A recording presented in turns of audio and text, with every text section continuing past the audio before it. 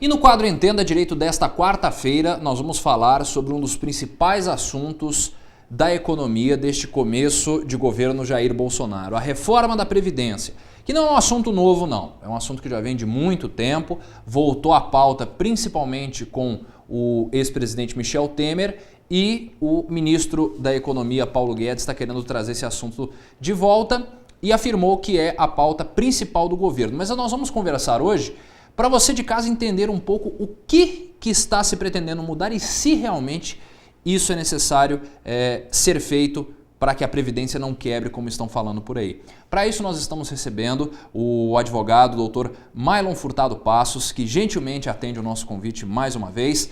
No meio desse recesso, no meio das folgas, ele atende o nosso convite para falar conosco. Dr. Mailon, muito obrigado pela presença do senhor e feliz ano novo, atrasado, uns 10 dias aí, mas muito bom receber o senhor aqui. Mais uma vez agradeço pela recepção sempre calorosa aqui na TV Sul, aproveitando também para desejar a todos aqui da casa e o pessoal que nos acompanha em casa um feliz ano novo, que ainda está novo, né? Ainda está novo, estamos no comecinho ainda. Isso. Bom, Dr. Mailon, vamos então partir direto para esse assunto. A reforma da Previdência é um assunto muito polêmico, tem gerado muita discussão desde que o presidente Temer assumiu o poder, que ele falou que seria uma das principais pautas. E uma boa parte do que foi discutido pelo Temer vai ser usado pelo Paulo Guedes e pelo Bolsonaro. Pontos principais dessa mudança, o que impactaria diretamente na vida do contribuinte da Previdência? Perfeito. Bom, como você bem disse, essa reforma foi a princípio proposta pelo governo Temer ainda, né?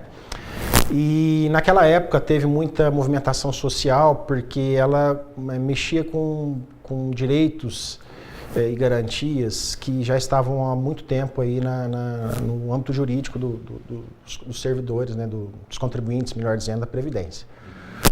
Ela basicamente alterou, passou a exigir mais idade, mais tempo de contribuição.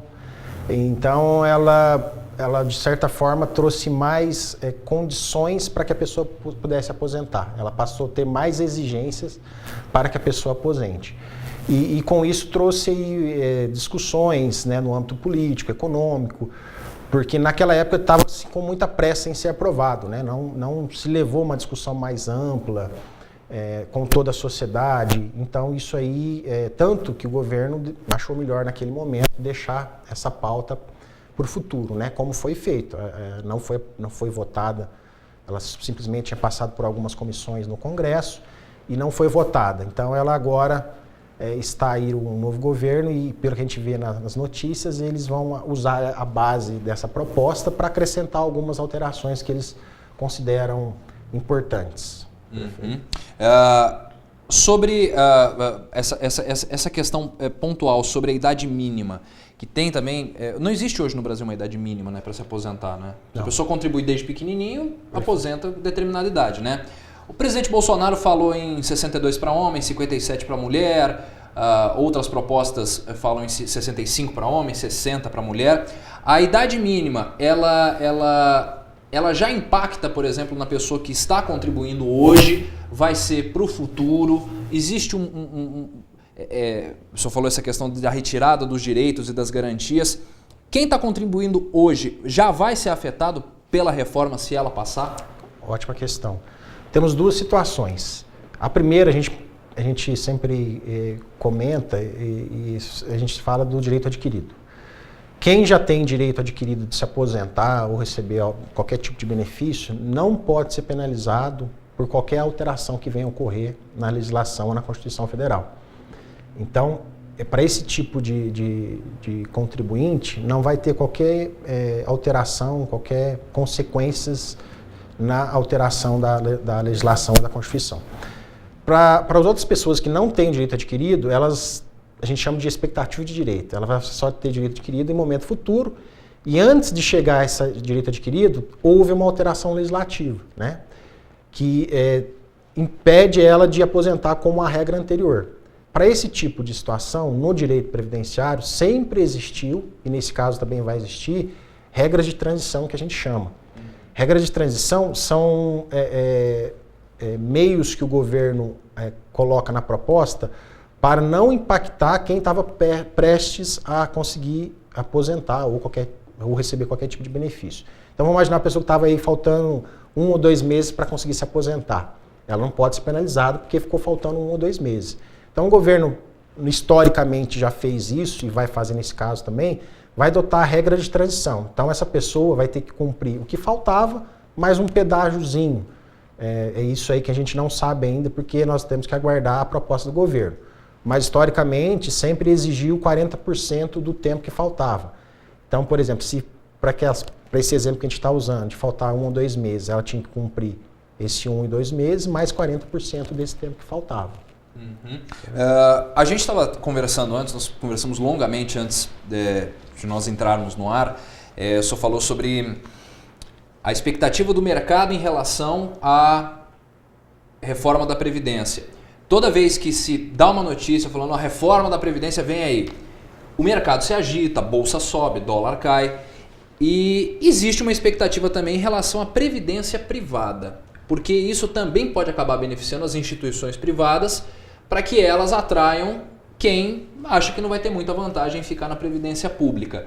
A previdência privada, o mercado privado, pode ser beneficiado por essa reforma? Sim, eu pelo menos vejo dessa maneira. Porque é uma consequência lógica. Se eu tenho uma alteração na previdência social que vai me exigir mais, que vai criar mais condições para que eu aposente, é natural que eu, diante dessa dificuldade, dessa exigência de maior tempo, eu procure outros meios para ter uma renda no futuro. E uma dessas alternativas seria a previdência privada. Então, eu entendo que vai ocorrer uma corrida de quem contribui para a previdência para o sistema privado.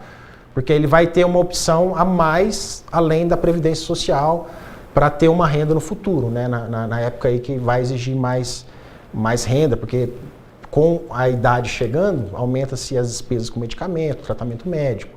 Então é uma forma de se ter uma renda mais rápida do que a própria aposentadoria social, né, da Previdência Social.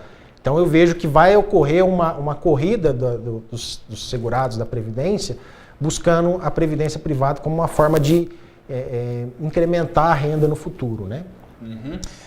Eu tenho certeza que o pessoal de casa está perguntando e muitos falando o seguinte, eles vão cortar da gente, mas o deles eles não cortam.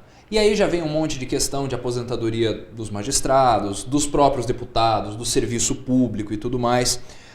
O presidente Bolsonaro já disse que quer colocar uma idade mínima maior para os funcionários do serviço público e tudo mais.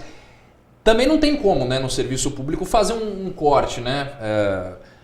Quem já tem o direito garantido vai ter o corte agora. Mas existe muito a questão daquelas aposentadorias que superam o teto, né?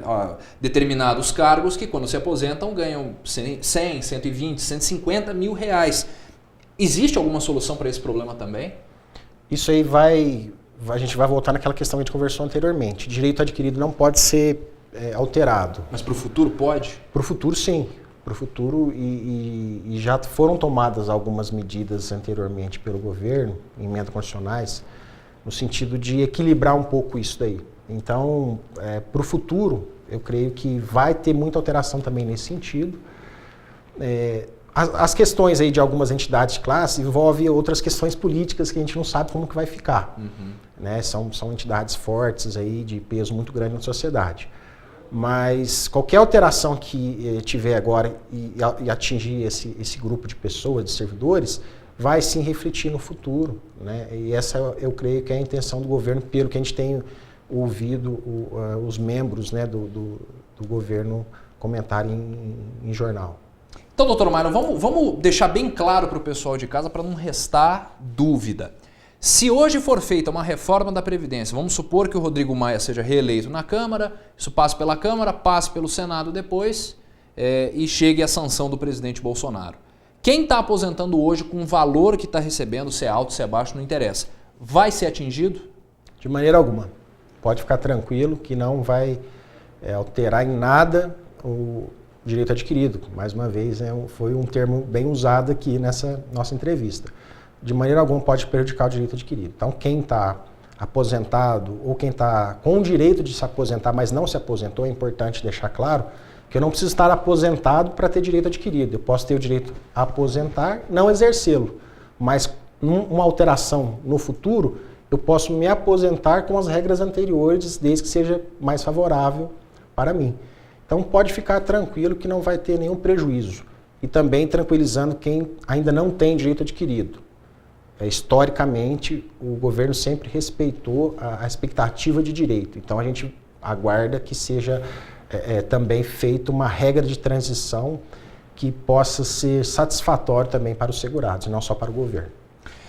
Vou pedir a opinião do senhor como operador do direito, mas como alguém que conhece muito bem como funciona a Previdência. Uma parte está muito contrária à reforma, fala que a reforma não pode ser feita porque vão se perder direitos. O senhor deixou muito claro que direito adquirido não se mexe. E tem uma outra parte, que é a ala governista, que fala, olha, se não reformar a Previdência, ela vai quebrar. O senhor como operador do direito e que conhece como funciona a Previdência no Brasil, a Previdência vai quebrar se ela não for reformada nos próximos anos? Bom, se a gente não tiver uma reforma, no futuro, a longo prazo, ela vai sofrer muito com o equilíbrio autorial. Longo prazo? A longo prazo. Tá. Porque a gente tem informação até da Associação Nacional dos Auditores Fiscais, que eles emitem todo ano uma nota informando que a Previdência Social ela não é deficitária, ela dá superávit. Não dá prejuízo? Não dá prejuízo, pelo menos no momento. Tá. Então, isso tem que ser bem esclarecido, porque às vezes é usado como manobra, né, de mídia para tentar justificar. É justamente porque toda hora eu vejo no jornal a justificativa do rombo da Previdência. Tem rombo ou não tem rombo? É que, na verdade, quando o governo fala em rombo, ele pega não só a Previdência Social, que como a própria associação informou, superavitária. Exato. Tá. Mas também pega assistência social, a saúde, às vezes em alguns dados pega até também a previdência pública, e juntando tudo isso realmente é deficitária. Mas para se ter uma ideia, o governo, todo ano, ele pega 30% da receita do INSS, né, da Previdência, que é a DRU, e usa esse valor para pagar dívidas do governo. Então, como imaginar um sistema que é deficitário e você todo ano arrecadar 30% para poder, né, você desvia dessa receita para suprir outras necessidades. Então, não faz sentido algo que é deficitário fornecer todo ano 30% para o governo para ele usar em outras despesas. Então, eu entendo que há necessidade de uma reforma, sim. Inclusive, se a gente pegar historicamente, desde 91 até o momento, sempre houve alguma alteração na legislação previdenciária. Isso é natural, é saudável, porque as condições que a gente tinha há 30 anos atrás já não são as mesmas. E daqui a 30 anos também não serão. Só que eu acho que tem que passar por uma discussão mais ampla do que foi anteriormente, né? Onde toda a sociedade deve participar, verificar detalhes, porque como a gente estava comentando fora do ar, existe uma idade mínima, mas no Brasil se tem uma expectativa de vida diferente do norte, do nordeste para o sul, né, e sudeste. Sim. Então tudo isso tem que ser levado em consideração nessa reforma, porque a gente não pode só analisar números friamente, né?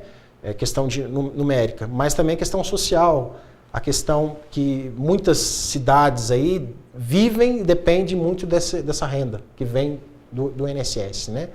Então tudo isso tem que ser levado em consideração para que seja uma reforma que possa levar em consideração não só os interesses do governo, do mercado que também está envolvido, mas também da população que é a mais interessada e mais importante nessa relação toda.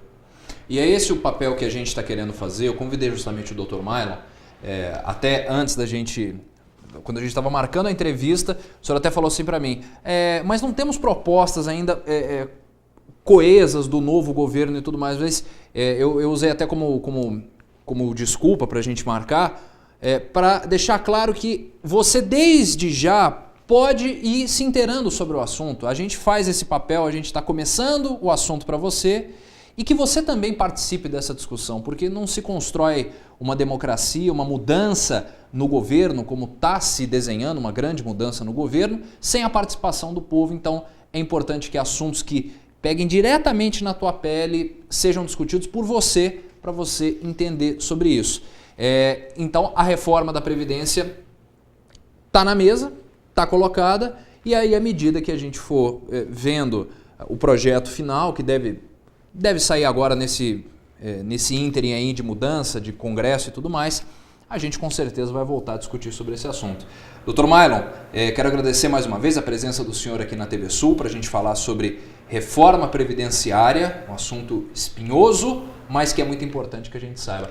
Agradeço muito a presença do senhor aqui. Eu que agradeço mais uma vez, me coloco à disposição sempre que for necessário. Com certeza esse ano o senhor vai ser muito utilizado por nós aqui para a gente falar sobre esse assunto. À disposição. Muito obrigado.